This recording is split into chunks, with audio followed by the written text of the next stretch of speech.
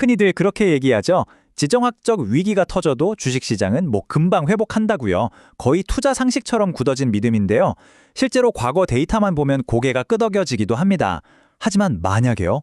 그 믿음이 더는 통하지 않는 완전히 새로운 게임의 시대에 우리가 들어섰다면 어떨까요? 오늘 우리가 할 이야기는 바로 그 가능성에 대한 겁니다. 위기가 닥칠 때마다 모든 투자자들이 던지는 정말 본질적인 질문이죠.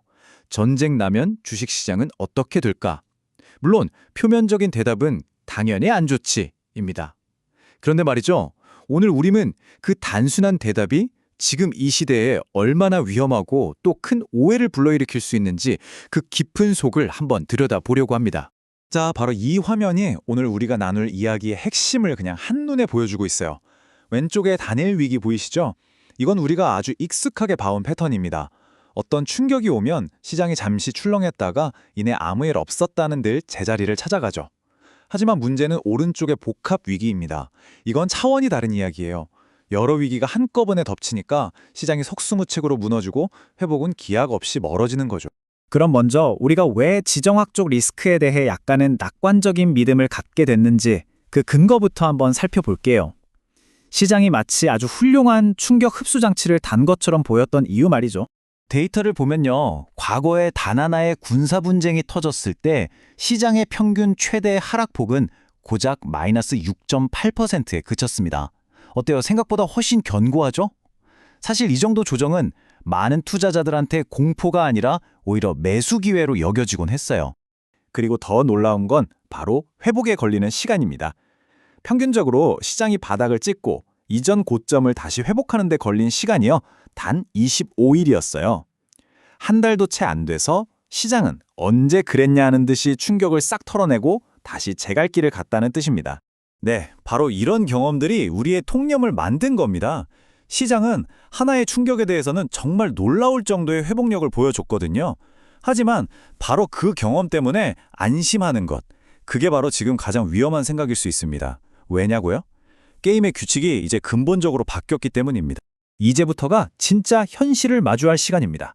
위기가 하나가 아니라 두, 셋이 겹쳤을 때 시장에 도대체 무슨 일이 벌어지는지 바로 위기 승수 효과에 대해 이야기해 보겠습니다. 위기 승수 효과, 이게 뭐냐면요. 군사, 정치, 경제적 위기가 3개 이상 겹치잖아요. 그러면 그 충격의 합이 단순히 1 더하기 1 더하기 1, 즉 3이 아니라는 겁니다. 오히려 1 곱하기 10 곱하기 100처럼 그 파괴력이 기하급수적으로 어마어마하게 증폭된다는 이론이죠. 이 표를 한번 보세요. 정말 흥미롭습니다. 단일 군사 충돌이 일어났을 때 하락폭은 평균 마이너스 4.5에서 마이너스 6.8% 정도, 회복 기간은 25일이죠. 우리가 아는 내용입니다. 하지만 시선을 오른쪽으로 한번 옮겨볼까요? 3개 이상의 위기가 겹치는 복합 위기. 하락폭은 마이너스 25%에서 최대 마이너스 48%까지 곤두박질 치고요. 실질 수익률 기준으로 회복 기간은 2년에서 무려 20년까지 늘어납니다. 이건 완전히 다른 차원의 위기인 겁니다. 마이너스 48%. 이건 그냥 시장이 좀 조정받는 수준이 아니에요. 내 자산의 거의 절반이 허공으로 사라지는 수준의 붕괴를 의미합니다. 3개 이상의 위기가 동시에 터졌을 때 우리가 맞닥뜨릴 수 있는 최악의 시나리오인 거죠. 그리고 20년이라니. 인플레이션을 감안한 내 자산의 실질 가치가 원래대로 돌아오는데 20년이 걸릴 수도 있다는 뜻입니다. 한 세대의 투자 기간이 그냥 통째로 지워져 버릴 수 있다는 거죠. 이건 단순한 가설이 아닙니다. 역사가 똑똑히 증명하는 사실이에요. 자, 그럼 이 무서운 위기, 승수 효과가 실제로 어떻게 시장을 무너뜨렸는지 역사가 남긴 명백한 증거들을 직접 한번 확인해 보겠습니다. 가장 교과서적인 사례가 바로 1973년과 74년입니다. 당시 미국은 베트남 전쟁 패배라는 군사적 충격, 워터게이트 스캔들로 대통령이 사임하는 정치적 대혼란, 그리고 오펙의 석유 금수 조치라는 경제적 재앙을 동시에 맞았습니다. 이 3가지 위기가 만들어낸 퍼펙트 스톰이 과연 시장을 어떻게 만들었을까요? 이 슬라이드가 그 결과를 아주 명확하게 보여줍니다. 1973년의 그 트리플 위기는 S&P 500을 48%나 폭락시켰습니다. 1979년 이란 혁명과 소련의 아프간 침공이 겹쳤을 때도 시장은 27%나 하락하는 혹독한 약세장을 겪었죠.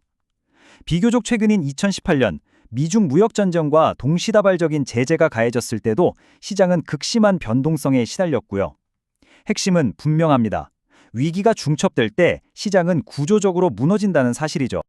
그렇다면 이런 복합위기 상황에서는 모든 자산이 그냥 속수무책으로 떨어지기만 할까요? 꼭 그렇지는 않습니다. 오히려 이 새로운 환경은 시장에 아주 뚜렷한 승자와 패자를 만들어내거든요. 이 표를 보시면 승자와 패자가 한눈에 들어옵니다. 군사적 긴장이 높아지고 국방 예산이 늘어나니까 방산주는 강한 상승세를 보입니다. 에너지 공급망에 차질이 생기고 유가가 치솟으니까 에너지 섹터 역시 수혜를 입고요. 반면에 글로벌 공급망에 깊숙이 의존하는 기술 섹터는 관세나 지정학적 분절화 때문에 가장 큰 타격을 받게 되는 거죠. 그러니까 이런 현실을 돌파하기 위해서 투자자들은 포트폴리오를 다시 짤 수밖에 없는 겁니다. 이 그림처럼요. 기존에 잘 나가던 성장주 비중을 좀 줄이고 지정학적 긴장이 높아질 때 오히려 빛을 발하는 방산이나 에너지 같은 실물 자산의 비중을 늘리는 전략을 진지하게 고민하게 되는 거죠. 하지만 가장 근본적이고 어쩌면 패러다임을 통째로 바꾸는 변화는 따로 있습니다. 바로 우리가 절대적이라고 믿었던 안전자산의 공식이 깨지고 있다는 사실입니다. 예전에는 위기가 터지면 모든 돈이 미국 달러랑 국채로 몰렸잖아요. 안전자산이니까요. 하지만 지금은 미국의 공격적인 금융정책이나 제재가 오히려 달러와 국채의 위상을 동시에 흔드는 역설적인 상황이 벌어지고 있습니다. 이게 무슨 말이냐면 주가가 떨어질 때 채권이 내 자산을 방어해주던 그 전통적인 투자 공식이 더 이상 작동하지 않을 수 있다는 뜻입니다.